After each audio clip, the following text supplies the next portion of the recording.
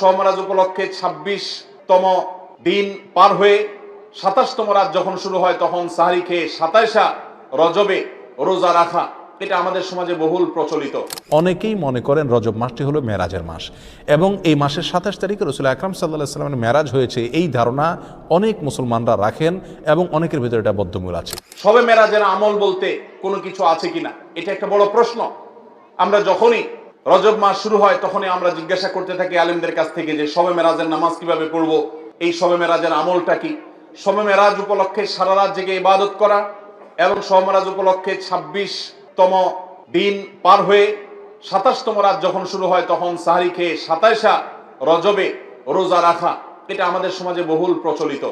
অথচ ভাইরা আমার, যেটা আমরা শুরুতে বলেছি, রজব মাসের ২৭ তারিখে নবী সাল্লাল্লাহু আলাইহি ওয়াসাল্লামের মেরাজ হয়েছে এমনটি নিশ্চিত কোনো বিষয় নয়। নবীজির মেরাজ হয়েছে সেটা মহাসত্য, সেটা চরম সত্য। সেটা কি রজবে হয়েছে না জুমাদাল, নাকি সেটা রবিউল আউয়ালে হয়েছে, নাকি রমাদানে হয়েছে, নাকি শাওয়ালে হয়েছে, ১৫-১৬টি মত আছে ইতিহাসবিদদের। যদি ধরেও নেই আমরা রজবের এই ২৭ তারিখেই হয়েছে, যেমন কোন কোন ইমামগণ বলেছেন, সে আলোকে যদি আমরা ধরেও নেই, তারপর আমরা বলবো নবী সাল্লাল্লাহু আলাইহি সাল্লামের মেরাজ হয়েছে হিজরতের আগে। এরপর নবী সাল্লাল্লাহু আলাইহি সাল্লাম প্রায় ১১ বছর বেঁচে ছিলেন। এই পুরো সময় জুড়ে কখনো তিনি মেরাজ দিবস, মেরাজ রজনী উদযাপন এটা তিনি কখনো করেছেন বলে কোনো জাল বা জয়ীফ হাদিসে পর্যন্ত বর্ণিত হয়নি। বিধায় মেরাজের এই ঘটনার পুনরাবৃত্তি বা এই ইতিহাস, ওই তারিখটা পুনরাবৃত্তিকে আপনার কেন্দ্র করে প্রতি বছর একটা বিশেষ দিনকে শবে মেরাজ উদযাপন করা, রাতভর বিশেষভাবে ইবাদত করা, দিনভর বিশেষ গুরুত্ব দিয়ে রোজা রাখার কথা বিশুদ্ধ কোনো হাদিস দ্বারা প্রমাণিত নয়।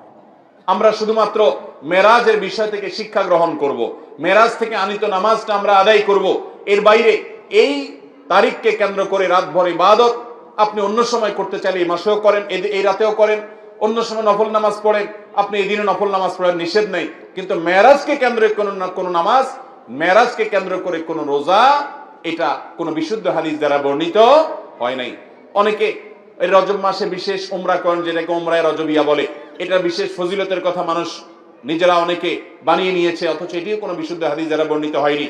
অনেকে ২৭ রজবে সালাতুল রাগায়েব নামে বিশেষ প্রক্রিয়া, বিশেষ নামাজ পড়ে, এটাও কোনো হাদিস দ্বারা বর্ণিত হয় নাই। আল্লাহ কোরআনে বলেছেন, মা আতাকুমুর রাসূলু ফাখুযু ওয়া মা নাহাকুম আনহু ফান্তাহু, তোমাদেরকে রাসূল যা দিয়েছেন সেটা আঁকড়ে ধরো, যা নিষেধ করছেন সেটা থেকে তোমরা বেঁচে থাকো।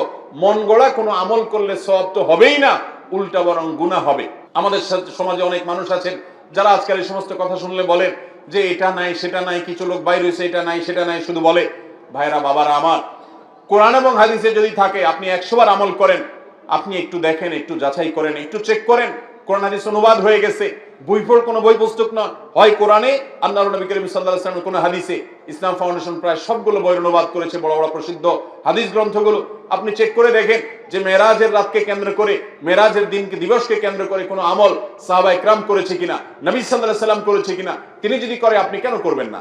আর যদি তিনি না করেন তো মনে রাখবেন, দেখতে মনে হয় নামাজ ভালো জিনিসই তো, আবার এখানে বাধা কেন? অনেকে বলেও যে রাত্রে মানুষ নামাজ পড়বে, চুরি তো করবে না, গান তো শুনবে না, তাহলে কিছু হুজুররা বাধা কেন দেয়? ভাইরা আমার, নামাজ আপনি পড়েন, এটাতে কোনো সমস্যা নেই, কিন্তু এই রাতে কোরআন হাদিসের নির্দেশ, ইসলামের নির্দেশ মনে করে যদি কোনো কাজ করেন, অথচ ইসলাম আপনাকে নির্দেশ করে নাই, তাহলে সেটা হলো মন গড়া আমল। মন গড়া আমলকে বলা হয় বিদআত, আর বিদআত হলো গোমরাহি, ভ্রষ্টতা। ওয়া কুল্লু দালালাতিন ফিন্নার, আর নবীজি বলেছেন সকল ভ্রষ্টতার ঠিকানা কোথায়? জাহান্নাম। আমরা যখন খেতে চাষ করি, চাষ করলে শুধুমাত্র যখন আপনি ধানের গাছ লাগান, শুধু ধান গাছ হয় না সাথে আগাছাও হয়? আগাছা দেখতে ধানের মতো না? আমরা কি সে আগাছাগুলো রেখে দেই নাকি আস্তে আস্তে তুলে ফেলে দেই? যদি কেউ মনে করে আরে ধান গাছ তো অল্প একটু জায়গাতে আছে, আগাছা আগাছার জায়গায় হয়েছে, সমস্যা কি, এই বেচারাকে তুলে কেন মেরে ফেলতে হবে? থাকুক না, ধান গাছও থাকুক, ওইটাও থাকুক, তাহলে ধানের ফসলের ফলন ভালো হবে। আপনার ঈমান এবং আমলের ফলন যদি ভালো হতে হয়, তাহলে বিদআত এবং মন গড়া আমল এগুলো থেকে নিজেকে সরাতে হবে।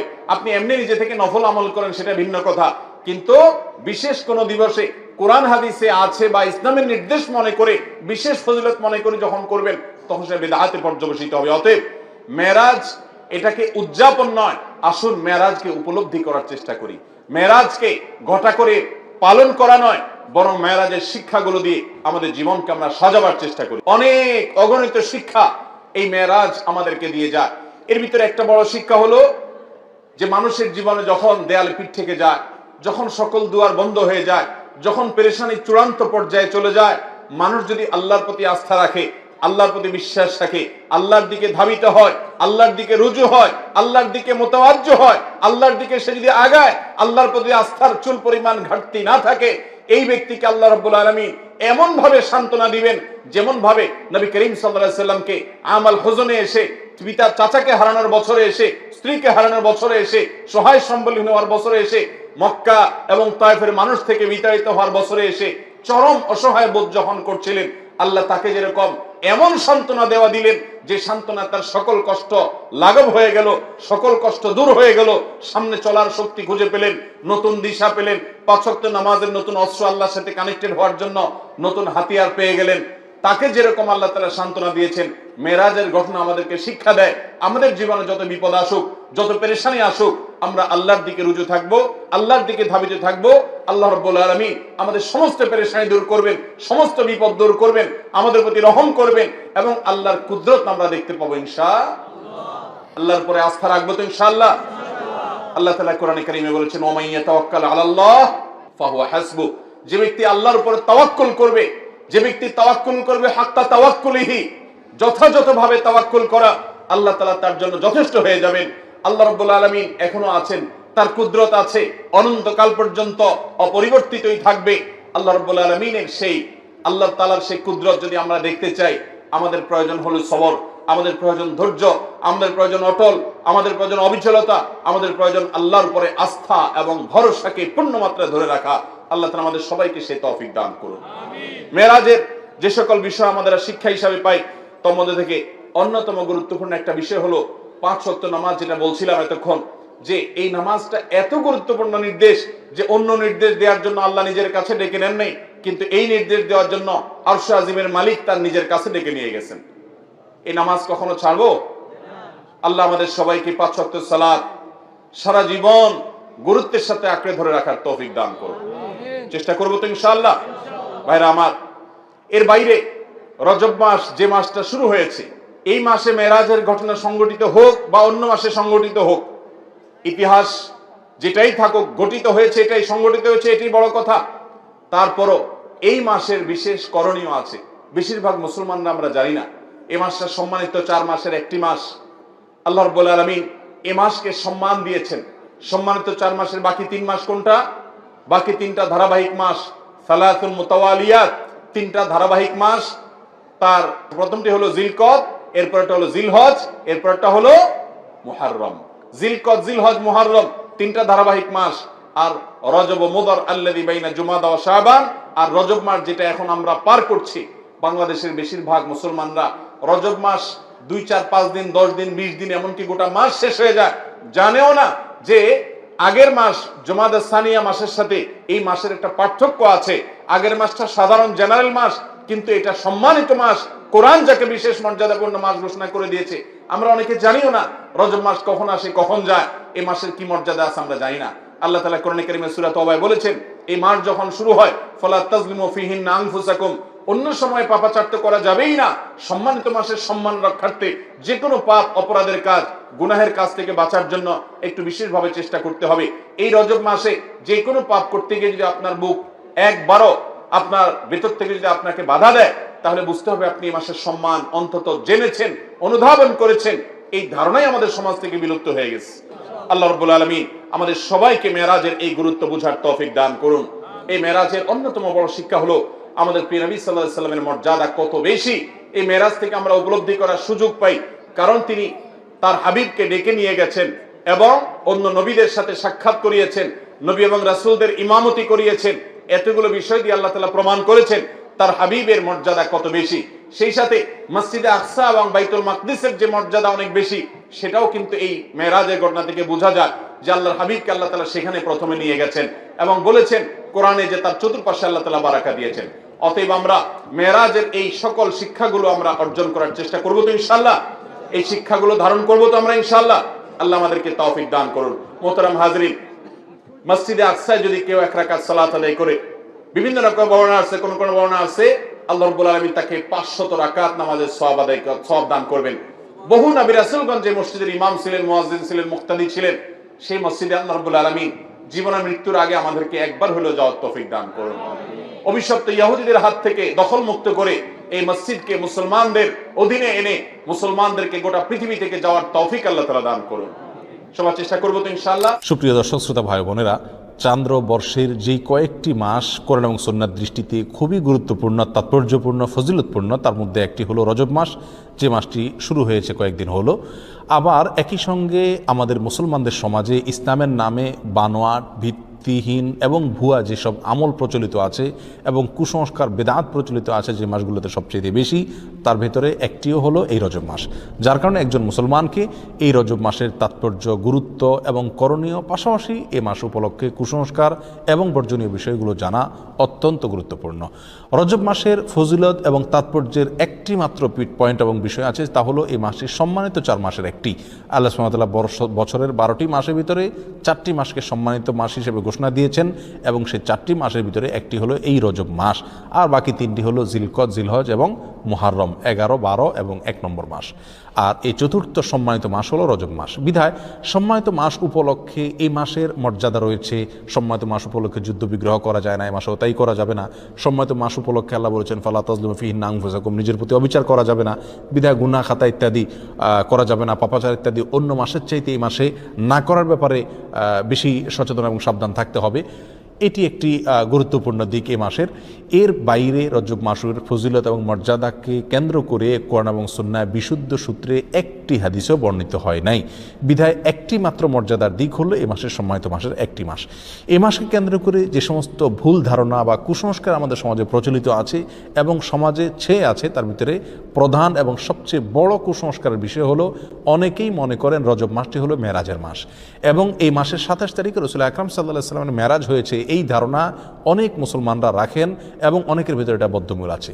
শুধু তাই নয়, আমাদের সমাজে রজব মাসে চাঁদ উঠলে পত্রপত্রিকাতে, মিডিয়াতে দেখবেন যে সেখানে সংবাদের শিরোনাম করা হয় এভাবে যে পবিত্র রজব মাসের চাঁদ দেখা গিয়েছে, অতএব অমুক তারিখে শবে মেরাজ, অর্থাৎ সেই হিসাবে 27 তারিখ হয় অমুক তারিখ আর সেই দিন শবে মেরাজ। অর্থাৎ রজব মাস মানেই হলো মেরাজের মাস। এই মাসের মূল প্রতিপাদ্য বিষয় হলো মেরাজ, যার কারণে এই মাসের অনেক ফজিলত এবং অনেক গুরুত্ব এবং মর্যাদা আছে বলে অনেকে মনে করে থাকেন, অথচ এর সাথে কোরআন এবং সুন্নাহর ন্যূনতম কোনো সম্পর্ক নাই। হাদিস শাস্ত্রের ইতিহাসে সবচেয়ে বড় মাপের হাদিস বিশারদদের একজন হলেন হাফেজ ইবনে হাজার আল আসকালানি রাহিমাহুল্লাহ। হাফেজ ইবনে হাজার আসকালানি রাহিমাহুল্লাহর নাম জানেন না অথবা তার এলেম থেকে উপকৃত হননি এমন একজন আলেমও সারা পৃথিবীতে খুঁজে পাওয়া কঠিন হবে। সেই হাফেজ ইবনে হাজার আল আসকালানি রাহিমাহুল্লাহ বলেছেন যে ওয়াদাকারা বাজুল কুসা আছে, কোনো কাহিনী রিসাইটার, কোনো গল্পবাজ বক্তা তারা মানুষদেরকে বলে, বা গল্পবাজ লেখক তারা মানুষদেরকে জানায় যে নবী ইসলামের মেরাজের ঘটনা নাকি রজব মাসে হয়েছে এবং রজব মাসের 27 তারিখে হয়েছে। তিনি বলেন যে ওয়াদা আলিকা কিসবুন, আর এটা মিথ্যাচার। নবী ইসলামের নামে তিনি রজব মাসের 27 তারিখে তার মেরাজ হয়েছে এরকম কোনো গ্রহণযোগ্য বর্ণনা পাওয়া যায় না। নবী ইসলামের মেরাজ হয়েছে এটি ঠিক এবং ইসরা হয়েছে সেটি কোরআন দ্বারা প্রমাণিত, বিদায় সেটাকে অস্বীকার করলে ইমানই থাকবে না, সেটি আরেক বিষয়। কিন্তু রজব মাসে হয়েছে এবং রজব মাসের 27 তারিখে হয়েছে, এর কোনো ভিত্তি, গ্রহণযোগ্য কোনো ভিত্তি কোরআন অথবা সহিহ সুন্নাহর কোথাও পাওয়া যায় না। নবী আলাইহিস সালামের মেরাজটা ঠিক কোন মাসে হয়েছে, কোন দিনে হয়েছে, কোন সময় হয়েছে, এই প্রসঙ্গে ইমাম ইবনে তাইমিয়া রাহিমাহুল্লাহ বলেছেন যে বিশুদ্ধ কোনো বর্ণনা দ্বারায় কোনো মাসের কথা নিশ্চিতভাবে জানা যায় না, কোনো দিনের কথা জানা যায় না, কোনো সময়ের কথা, তারিখের কথা জানা যায় না যে অমুক তারিখে অমুক দিনে অমুক মাসে নবী সাল্লাল্লাহু মেরাজ হয়েছে। মেরাজ হয়েছে এটি নিশ্চিত, কিন্তু তার তারিখটা সংরক্ষিত নয় এবং এ বিষয়ে যতগুলো বর্ণনা পাওয়া যায় তার কোনোটি গ্রহণযোগ্য নয়। বিধায় এই মাসকে মেরাজের মাস এবং এই মাসের 27 তারিখে শবে মেরাজ এর রাত মনে করে সে রাতে বিশেষ কোনো আমল করা, এই রাতকে বিশেষ কোনো পদ্ধতিতে উদযাপন করা, এটি হলো রজব মাসের সবচেয়ে বড় বিদআত, যার সঙ্গে ইসলামী শরিয়ার কোনো সম্পর্ক নাই।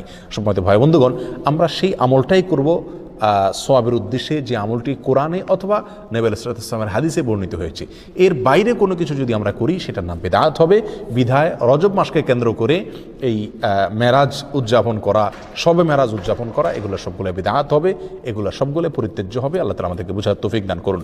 সম্মানিত ভাইয়েরা, যদি আমরা ধরেও নেই যে রজব মাসেই এবং রজব মাসের 27 তারিখে নবী সাল্লাল্লাহু মেরাজ হয়েছে, তারপরও একটা কথা থেকে যায়, তা হলো নবী সাল্লাল্লাহু মেরাজ হয়েছে মক্কায় এবং মক্কার শুরুর দিকে, তিনি এই মেরাজের ঘটনার পরে মক্কায় দীর্ঘদিন ছিলেন, মদিনায় দীর্ঘদিন ছিলেন, তার মৃত্যুর পরে তার সাহাবা ইকরাম দীর্ঘদিন ছিলেন। এই দীর্ঘ ইতিহাসের কখনো সাহাবা ইকরামের কেউ অথবা নবী আলাইহিস সালাম স্বয়ং নিজে কখনো এই মেরাজ উপলক্ষে কোনো প্রকার আমল, রাত্রি যাপন, দিনে রোজা বা কোনোভাবে এটাকে উদযাপন করা, আলোচনা পর্যালোচনা করা বা এই ধরনের কোনো কর্মসূচি তিনি দিয়েছেন বা পালন করেছেন, এরকম কোনো কথা কোনো হাদিস থেকে পাওয়া যায় না বিশুদ্ধভাবে। অতএব এই আমলটি আমরা যারা করে থাকি রজব মাসকে কেন্দ্র করে শবে মেরাজের উদযাপনের আমল, এটি সম্পূর্ণভাবে বিদআত এবং পরিত্যাজ্য। আল্লাহ সুবহানাহু ওয়া তাআলা আমাদেরকে বোঝার তৌফিক দান করুন। এর সাথে ইসলামের শরিয়ার কোনো প্রকার সম্পর্ক নাই। রজব মাসকে কেন্দ্র করে দ্বিতীয় যে আমলটি প্রচলিত আছে আমাদের সমাজে, সেটা হলো সালাতুর রাগায়েব। এই আমলটিরও কোনো গ্রহণযোগ্য ভিত্তি কোন সহিহ সুন্নাহয় পাওয়া যায় না। এই আমলটি বিদআত এবং কুসংস্কারের অন্তর্ভুক্ত। অনেকে বর্ণনা করে থাকে একটা হাদিসটি বর্ণনা করেছেন আনাস রাদিয়াল্লাহু তাআলা আনহু, যে রাসূলুল্লাহ আকরাম সাল্লাল্লাহু আলাইহি ওয়াসাল্লাম নাকি বলেছেন যে কোনো ব্যক্তি যদি রজব মাসের প্রথম বৃহস্পতিবার দিবাগত রাতে 12 রাকাত নামাজ পড়ে, নফল নামাজ, এবং সেটা মাগরিব এশার মাঝখানে 2 রাকাত করে পড়ে। প্রথম রাকাতে সূরা ফাতিহা, এরপরে 3 বার সূরা ইন্না আনজালনা ফি লাইলাতুল কদর, এরপরে 10 বার সূরা কুল হু আল্লাহ, সিজদাতে বিশেষ সংখ্যক তাসবিহ এবং এরপরে বিশেষ সংখ্যক দুরূদ রাসূলের প্রতি, এগুলো যদি কেউ করে তার জীবনের সব গুনাহ মাফ করে দেওয়া হবে ইত্যাদি ইত্যাদি। এটাকে সালাতুর রাগায়েব বলা হয়। প্রিয় বন্ধুগণ, এই সালাতুর রাগায়েব সম্পর্কিত এই যে হাদিসটি পেশ করা হয়ে থাকে, এটি নবী আলাইহিস সালামের কোনো হাদিসের কিতাব থেকে খুঁজে পাওয়া যায় না। এই সম্পর্কে মুহাদ্দিসিনে কেরাম একেবারে সুস্পষ্ট মন্তব্য করেছেন যে এটি জাল এবং ভিত্তিহীন। একটি টাকার নোট যখন ব্যাংক থেকে ওইটাকে জাল হিসেবে চিহ্নিত করে দেওয়া হয়, এটি যেরকম অচল হয়ে যায়, এই হাদিসটিকে মুহাদ্দিসিনে কেরাম ঐক্যবদ্ধভাবে যেহেতু জাল বলে চিহ্নিত করেছেন, বিধায় এটাও অচল এবং গ্রহণযোগ্য নয়। রজব মাস উপলক্ষে তৃতীয় যে আমলটি প্রচলিত আছে তা হলো একটি দোয়া বেশি বেশি করে পড়া, আর সেটি হলো আল্লাহুম্মা বারিক লানা ফি রজব ওয়া শাবান, অর্থাৎ হে আল্লাহ, আপনি আমাদেরকে রজব এবং শাবান মাসে বরকত দান করুন, ওয়া বাল্লিগনা রমাদান, আর আমাদেরকে রমজান পর্যন্ত আপনি পৌঁছায় দিন, অর্থাৎ রমজান যেন আমরা লাভ করতে পারি। এই দোয়াটি বর্ণিত হয়েছে মুসনাদে আহমদে। আর যেই বর্ণনায় এই দোয়াটি বর্ণিত হয়েছে সেই বর্ণনার ভিতরে একজন বর্ণনাকারী আছেন যার নাম হলো জায়দা ইবনে আবি রিকাদ। এই বর্ণনাকারী সম্পর্কে ইমাম বুখারী রাহিমাহুল্লাহ বলেছেন যে মুনকারুল হাদিস, তার হাদিস গ্রহণযোগ্য নয়। আর ইমাম নাসাই রাহিমাহুল্লাহ বলেছেন যে তাকে আমি চিনি না। অন্য এক কিতাবে তিনি বলেছেন সে মুনকারুল হাদিস, এবং ইবনে হিব্বান রাহিমাহুল্লাহ তার সম্পর্কে মন্তব্য করেছেন যে এই লোকের বর্ণিত কোনো হাদিস গ্রহণযোগ্য নয়। অতএব সমস্ত মন্তব্যের ভিত্তিতে এই হাদিসকেও বলা যায় এটি বিশুদ্ধ নয়। তবে যেহেতু এই দোয়ার অর্থের ভিতরে কোনো মন্দ দিক নেই, খারাপ দিক নেই, অতএব কেউ এটাকে সাধারণভাবে যদি পড়ে তাতে তেমন কোনো দোষণীয় বিষয় এটাকে বলা যাবে না, কিন্তু এটাকে নবী আলাইহিস সালামের দিকে সম্বন্ধ করা এটা বিশুদ্ধ নয়। চতুর্থত যে আমলটি রজবকে কেন্দ্র করে প্রচলিত, সেটা হলো এই মাস উপলক্ষে বিশেষ কোনো পশু জবাই করাকে অনেকে সওয়াব মনে করেন। এটি মূলত আইয়ামে জাহেলিয়াতে, ইসলাম পূর্ব যুগে প্রচলিত ছিল, যেটাকে আতিরা বলা হয়। তারা রজব মাসে বিশেষ পশু জবাই করতো, যেমন আমরা কোরবানির মাসে জিলহজ মাসে কোরবানি করে থাকি, এবং এটাকে খুব সওয়াবের কাজ মনে করতো, খুব ভালো কাজ মনে করতো। ইসলাম তাদের সেই প্রথাকে সম্পূর্ণভাবে রহিত করেছে, বিলুপ্ত করেছে। এ সম্পর্কে বহু বিশুদ্ধ হাদিস বর্ণিত আছে। বিধায় রজব মাস উপলক্ষে বিশেষ কোনো পশু জবাই করা এটাকে সওয়াবের কাজ মনে করা যাবে না। অন্য মাসে জবাই করেন সেই হিসাবে এই মাসেও করেন, সেটা ভিন্ন বিষয়, কিন্তু সওয়াবের অংশ হিসাবে এই মাসে কোনো পশু জবাই করা যাবে না। রজব মাস উপলক্ষে 5 নম্বর যে আমলটি প্রচলিত আছে অথচ তার কোনো গ্রহণযোগ্য ভিত্তি ইসলামী শরীয়তে নাই, তা হলো এই মাসে বেশি বেশি নফল রোজা রাখা এবং ইতিকাফ করা। অনেকে এটাকে খুব সওয়াবের কাজ মনে করেন যে রজব মাসে বেশি বেশি করে নফল রোজা রাখতে হবে। আর মজার বিষয় হলো বহু হাদিস বর্ণিত আছে এই রজব মাসে নফল রোজা রাখার বিষয়, তার একটিও বিশুদ্ধতার মানদণ্ডে উত্তীর্ণ নয়। একটি মাত্র হাদিস পাওয়া যায় সুনানে আবু দাউদের ভিতরে। এক লোক নবী আলাইহিস সালামের কাছে আসছেন, তার সঙ্গে 1 বছর পরে দেখা করছেন। নবী আলাইহিস সালামকে বললেন, ইয়া রাসূলুল্লাহ, আপনি আমাকে চিনতে পারেননি, আমি তো অমুক। তখন তিনি বললেন, তুমি তো সে মনে হচ্ছে না, অর্থাৎ চেহারা পরিবর্তন হয়ে গেছে তোমার, তুমি এরকম পরিবর্তিত কিভাবে হলে? তখন তিনি বললেন, ইয়া রাসূলুল্লাহ, এই 1 বছরে আমি কখনো দিনের বেলায় খাবার খাইনি, অর্থাৎ আমি রোজা রেখেছি সারা বছর। তখন তিনি বললেন, তুমি নিজেকে এত কষ্ট কেন দিতে গেলে? লোকটি বলে, ইয়া রাসূলুল্লাহ, আমার অনেক শক্তি আছে, আপনি আমাকে নফল রোজার অনুমতি দিন, সুযোগ দিন। তখন নবী ইসলাম বিভিন্ন ফরম্যাটে তাকে রোজা রাখার জন্য বললেন। একটা পর্যায়ে সে বাড়াইতে বাড়াইতে আরও বাড়াইতে চাইলো, আরও বেশি রোজা রাখতে চাইলো। তখন নবী ইসলাম তাকে বললেন, তুমি সম্মানিত মাসে রাখিও, সম্মানিত মাস চলে গেলে ছেড়ে দিও রোজা, এভাবে করে রাখিও তুমি। অর্থাৎ এই হাদিস থেকে বোঝা যায় রজব মাসে যেহেতু একটা সম্মানিত মাস, সেই হিসাবে এই মাসে রোজা রাখার কথা রাসূল সাল্লাল্লাহু আলাইহি ওয়াসাল্লাম তাকে বলেছেন। এই হাদিসে মূলত তাকে স্পেশালি বলা হয়েছে, এবং সম্মানিত মাস, এটা রজবের সাথে খাস নয়, বিধায় রজব মাসে নফল রোজার বিশেষ কোনো ফজিলত আছে এরকম মনে করাটা বিশুদ্ধ নয়। রজব মাসকে কেন্দ্র করে আরেকটি আমল প্রচলিত আছে, তা হলো ওমরা বেশি বেশি করা। বিশেষ করে সৌদি আরবে প্রচলিত আছে, আর শিয়াদের ভিতরে এটা বেশি প্রচলিত আছে। শিয়ারা গোটা রজব মাসকে কেন্দ্র করেই অনেক আনুষ্ঠানিকতা করে থাকে, যার একটা প্রভাব আমাদের সমাজে পড়েছে, কারণ শিয়াদের অনেক প্রভাব এখন আমাদের সমাজে রয়ে গেছে, যার কারণে রজব মাসকে খুব বেশি ঘটা করে আমরা অনেকেই উদযাপন করে থাকি। তার ভিতরে একটি কাজ অনেকেই করে থাকেন, তা হলো বিশেষভাবে ওমরা। মনে করেন যে রজব মাসে ওমরা করলে বেশি সওয়াব হবে এবং এটাকে ওমরায়ে রজবিয়া বা রজব মাসের ওমরা বলা হয়। অথচ এই সম্পর্কে নবী আলাইহিস সালাম থেকে বিশুদ্ধ কোনো হাদিস পাওয়া যায় না। একটি হাদিস আছে সহিহ বুখারীতে, আব্দুল্লাহ ইবনে ওমর রাদিয়াল্লাহু আনহু বর্ণনা করেছেন। তিনি বলেছেন নবী আলাইহিস সালাম 4টি ওমরা করেছেন এবং তার একটি ছিল রজব মাসে। তখন আম্মাজান আয়েশা রাদিয়াল্লাহু তাআলা আনহা তাকে খণ্ডন করে বলেছেন যে নবী আলাইহিস সালামের 4টি ওমরার প্রত্যেকটি ওমরায় তিনি সঙ্গে ছিলেন, তার কোনো ওমরা রজব মাসে ছিল না। অতএব সহিহ বুখারীর এই সুস্পষ্ট হাদিস থেকেও বোঝা গেল রজব মাসে ওমরা করার বিশেষ কোনো ফজিলত নেই। অন্য মাসে কেউ ওমরা করে সেই হিসাবে এই মাসেও করতে পারে। যেমনিভাবে রজব মাসে রোজারও বিশেষ কোনো ফজিলত নেই, কিন্তু অন্য মাসে কেউ 13, 14, 15 চাঁদের এই তারিখগুলোতে অথবা সম্বিশুদ্ধ রোজা রাখে, সেই হিসাবে কেউ রোজা যদি রাখে এটা ভিন্ন কথা, কিন্তু রজব হিসাবে যদি কেউ রাখে তাহলে সেটা বিদআত হবে। রজব মাসকে কেন্দ্র করে অনেক জাল এবং ভিত্তিহীন হাদিসে বর্ণিত হয়েছে। তার ভিতরে একটি হলো রজব আল্লাহর মাস, শাবান রাসূলের মাস, আর রমজান হলো তার উম্মতের মাস। এরকম একটা হাদিস অনেকে বর্ণনা করে থাকেন। এই হাদিসকে হাফেজ ইবনে হাজার আসকালানি রাহিমাহুল্লাহ বলেছেন, এই হাদিসে বর্ণনাকারীদের ভিতরে আবু বকর আন-নাক্কাশ নামে একজন বর্ণনাকারী আছেন, যে লোকটি মিথ্যুক এবং রাসূল সাল্লাল্লাহু আলাইহি ওয়াসাল্লাম নামে হাদিস বানানোর ক্ষেত্রে সে বিখ্যাত। আর তার সম্পর্কে অন্যান্য মুহাদ্দিসিন ইকরামের অনেকে আরও অনেক মন্তব্য করেছেন। তার ভিতরে ইমাম সুয়ুতি রাহমাতুল্লাহ আলাইহি মুসনাদের ভিতরে, ইমাম সানানি রাহিমাহুল্লাহ মুযুআত নামক কিতাবে তার সম্পর্কে একই মন্তব্য প্রায় করেছেন। বিধায় এটিও জাল এবং ভিত্তিহীন হাদিস। অনেকে রজব মাস সম্পর্কে আরেকটা হাদিস বর্ণনা করে থাকেন, অনেক খুতবাতে, অনেক আলোচনাতে আমরা অনেক হয়তো শুনে থাকবো যে কোরআনের মর্যাদা সকল জিকিরের মধ্যে যেরকম শ্রেষ্ঠ, এরকম সকল মাসের ভিতরে রজব মাসের মর্যাদা শ্রেষ্ঠ। এই হাদিস যারা বর্ণনা করে থাকেন, এই হাদিস প্রসঙ্গে হাফেজ ইবনে হাজার আসকালানি রাহিমাহুল্লাহ এবং অন্যান্য হাদিস বিশারদ, বিশেষ করে জাল হাদিস বিশেষজ্ঞ উলামা ইকরামের অনেকেই বলেছেন যে হাদিসের বর্ণনাকারীর ভিতরে সিক্তি নামে একজন বর্ণনাকারী আছেন, আর এই বর্ণনাকারী, এই লোকটি জাল হাদিসের বিখ্যাত বর্ণনাকারী, অর্থাৎ রাসূল সাল্লাল্লাহু আলাইহি ওয়াসাল্লামের নামে মিথ্যা হাদিস বর্ণনা করার ক্ষেত্রে তার বিশাল খ্যাতি রয়েছে। এই সম্পর্কে রিজাল শাস্ত্রে একেবারে চিহ্নিত এই লোক, যার কারণে এই বর্ণনাটাও ভিত্তিহীন, জাল এবং বানোয়াট, ভুয়া রাসূল সাল্লাল্লাহু আলাইহি ওয়াসাল্লামের নামে মিথ্যা হাদিস। রজব মাস সম্পর্কে আরেকটি জাল বা ভিত্তিহীন হাদিস আছে, তা হলো রজব মাসে যে ব্যক্তি 3টি রোজা রাখবে আল্লাহ তাআলা তার আমলনামায় 1 মাস রোজার সওয়াব দিবেন, আর যে ব্যক্তি 60টি রোজা রাখবে আল্লাহ তাআলা তার জন্য জাহান্নামের 60টা দরজা বন্ধ করে দিবেন। এরকম একটা হাদিস অনেকে বর্ণনা করে থাকেন এবং এই হাদিসকে জাল হাদিস সমগ্রের যত বই আছে, জাল হাদিসের কালেকশনের যত বই আছে, তার সমস্ত কিতাবেই এই হাদিসটি স্থান পেয়েছে। ইবনুল জাওজি রাহিমাহুল্লাহ আল মাওজুআত কিতাবে, সুয়ুতি রাহমাতুল্লাহ তাআলা আল মুসনাদ কিতাবে, শাওকানি রাহিমাহুল্লাহ ফাওয়াইদুল মুজমুআ কিতাবে এবং তাবয়িনুল আজাব কিতাবে ইবনে হাজার আসকালানি রাহিমাহুল্লাহ এভাবে